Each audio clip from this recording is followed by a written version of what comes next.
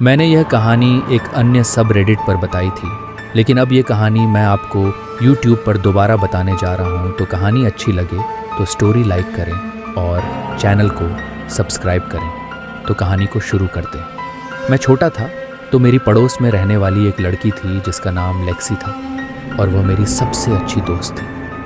हमारे माता पिता मोटरसाइकिल पर ट्रिप पर जाया करते थे और हम उनके वापस आने तक किसी एक के घर में कैंप करते थे। यह हमारे लिए सामान्य था। इससे पहले कभी किसी अदृश्य घटना का अनुभव नहीं हुआ था।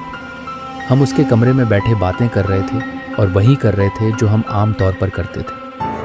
अचानक हमने उसकी खिड़की के बाहर एक तेज़ रोशनी देखी और उसके साथ मोटरसाइकिलों की आवाज़ सुनाई दी जो कंकड़ वाली ड्राइववे पर आ रही थी। हमने तुरंत सोचा, ठीक है, हमारे माता पिता कुछ भूल गए हैं।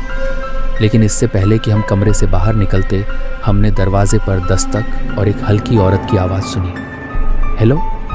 उसके बाद सामने का दरवाज़ा खुल गया। ये आवाज़ हमें जानी पहचानी लगी क्योंकि दरवाज़ा लकड़ी के फर्श पर रगड़ खाता था। हम डर गए, ये सोचते हुए कि घर में कोई घुसपैठियाँ हैं, क्योंकि वह औरत की आवाज़ हमारे परिवार जैसी नहीं थी। हमारी आवाज़ बहुत टेक्सन लहजे की है। हमने डर के मारे घर की तलाशी ली, लेकिन सामने का दरवाज़ा खुला हुआ था और ड्राइववे में कोई नहीं था।